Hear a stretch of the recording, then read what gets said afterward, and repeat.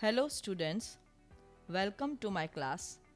I, Dr. Swati Pandya, welcomes you. Today we will start with chapter 1, Reproduction in Organism. Reproduction. Reproduction. It comprises of two words. Re means again, production means to produce. When a living organism reproduces, it can give rise to its similar kind. Reproduction term is a very important characteristics of every living organism. It can continue generation after generation with the help of reproduction. Every living organism is different from one another. If we see a dog, cat, elephant, any type of plant, we can see their growth, maturity, and lastly, they die. Death is also one of the important feature of living organism. For example, if we consider the lifespan of crocodile, it is roundabout approximately 60 years.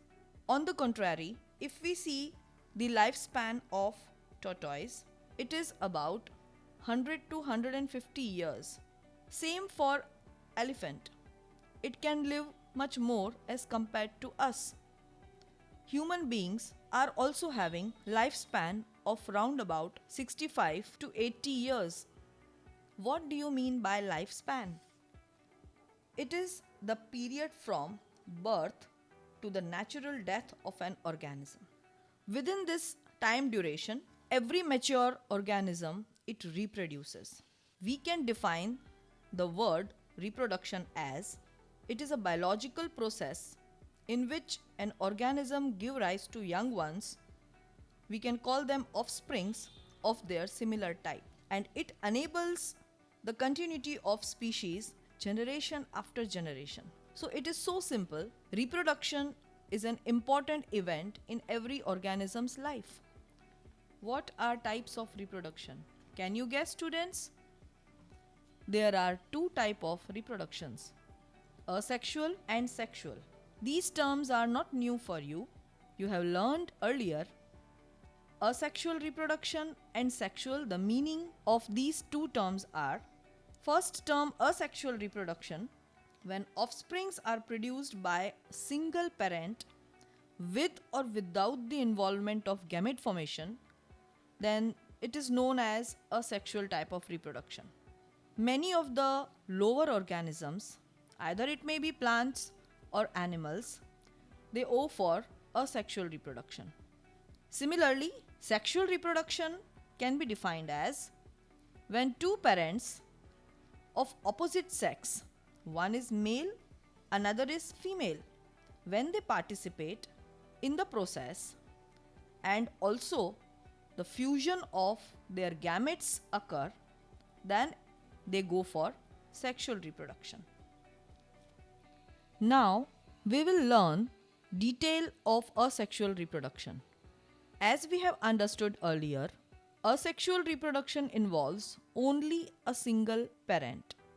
The offsprings which are produced, they are very much similar, rather exact copy of their parents. Another term which can be used, that is a clone. You might have heard about it. Clones, they are morphologically and genetically similar individuals. Morphologically, they are externally similar, external appearance wise they are similar, and genes wise they are similar. Now, asexual reproduction types, examples, you have learned different type of asexual reproductions you are familiar with, like fission, which can be seen in amoeba or plasmodium as binary fission and multiple fission. Another type is budding. Budding can be seen in hydra, which is a coelenterate. Next type is regeneration. Regeneration, when a cut part of an individual, it can give rise to a new young one, like in starfish and planaria. Similarly, fragmentation. Fragmentation can be seen in Spirogyra, which is an algae. Another is spore formation. Spore formation, which can be seen in fungi like mucor, which is also known as bread mold. Whenever the stale bread is observed, certain white or black colored dust particles, they may be observed. They are nothing but the spores which develop from fungus. So they show a sexual type of reproduction. So let's have a look within these few diagrams. These are showing asexual reproductive structures like zoospores of Chlamydomonas, which are showing these structures which are helpful in movement. Then next is Conidia of Penicillium, which is a fungus. These are static structures. They are released in the atmosphere as a dust particles. Then buds in Hydra. Buds, these are the outgrowths, external outgrowths which emerge out, and whenever they get matured, they separate from the mother's individual and then behave as a separate individual. Next is gemmules in sponge. These are internal birds which arise internally. They also get matured and they are released. So these are some of the methods through which the organisms, they asexually reproduce. Similarly, next diagram is showing some vegetative propagations. Vegetative propagation is also one of the type of asexual reproduction. Few examples are eyes of potato, which is shown in the diagram. Potato we all have seen. They are having some pits which are known as eyes of potato. Whenever the favorable condition comes, they germinate, these eye buds, they germinate and they can give rise to a new individual plant. Next example is the rhizome, which is shown in the diagram. Example is of ginger, even turmeric, they all can give rise to a new individual. Another is bulbil of agave, leaf of bryophyllum. Here the new plant arises from margins, the crenations which are given, the adventitious buds they arise and they also get separated and can give rise to a new individual. Similarly, offsets of water hyacinths, so they all can participate in vegetative propagations. Whenever the favorable condition comes, they can give rise to new individual. So students, we have gone through asexual reproduction, which we seen that in common lower organisms like algae, fungi, etc., they show asexual reproduction, which is a very simple method. Now we will learn about sexual reproduction, which is one of the more complicated method in which most of higher organisms, either it may be plant or animal, they participate. The definition of sexual reproduction we have gone through earlier. Let us again revise. It involves two parents of opposite sex, which is one of the male as well as female. Sexual reproduction involves two individuals compulsorily, out of which one is male and another is female, as well fusion of gametes occur. So let us see how the sexual and asexual reproduction they differentiate. First point, asexual reproduction, it involves only a single parent. On the contrary, sexual reproduction, it involves male as well as female parent, means two parents. Second point, in sexual reproduction, fusion of gametes, it is compulsory, fusion of male and female gametes. But asexual reproduction, it involves only a single parent, and here no gametes they are produced. Sexual reproduction, it involves a very complicated and slow process as compared to asexual reproduction. So these are some differentiating points which can help you in exam. Now there are two words, juvenile phase and vegetative phase. Actually, the period of growth, either it may be in plant or animal, the different two words they are used. Juvenile phase is used for animals and vegetative phase is used for plants. Dear students, have you ever seen around yourself many of the plants? The plants they flower after certain age. This is known as juvenile phase or vegetative phase. All the organisms have to reach a certain stage of growth and maturity in their life before they can reproduce sexually.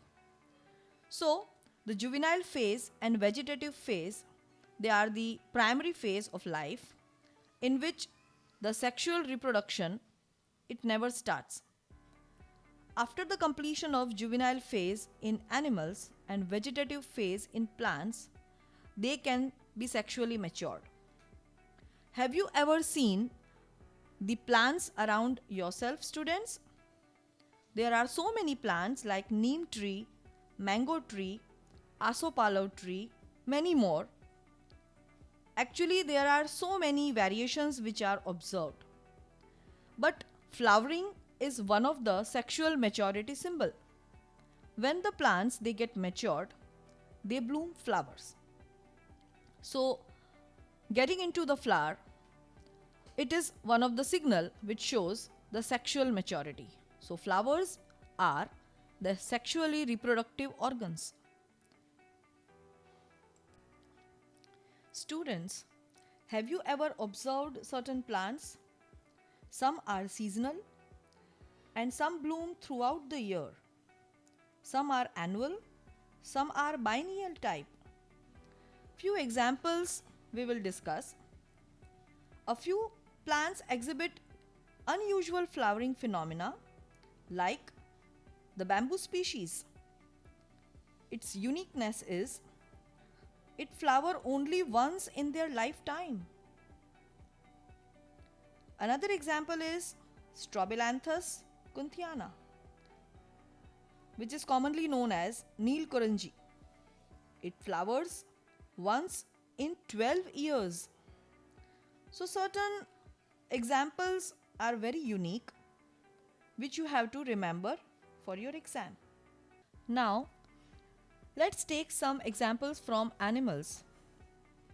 For example, birds. Do they lay egg all throughout the year? No.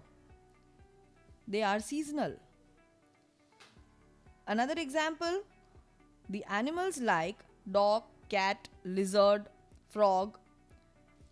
All these animals, they show great variation in their reproductive mechanisms. Let us discuss some few. Two terms, estrus cycle and menstrual cycle. Let us discuss about them. The females of placental mammals, they exhibit certain cyclic changes in their ovaries and the related reproductive organs. In non-primate, mammals like cow, sheep, rat, deer, dog, tiger, etc., they also show cyclic changes during their reproduction. So it is considered as estrus cycle. Whereas in primates like monkey, apes, humans are also involved. They show menstrual cycle. There are another two terms, seasonal breeders and continuous breeders. Let us discuss about seasonal breeders. Many mammals, especially those which are living in natural wild conditions, exhibit such cycles during favorable seasons in their reproductive phase, which are known as seasonal breeders. On the contrary, many other mammals which are reproductive very active throughout their reproductive phase, they are continuous breeders. Even reproductive phase is also not continuous. Every individual, after a certain limit, they die. So death has its own importance. Death is a compulsory event which occur in every individual's life. Now in next session, we will discuss about events which are important for sexual reproduction. Here we end this topic today. I hope you enjoyed and understood very well. Hope we will meet soon for next session.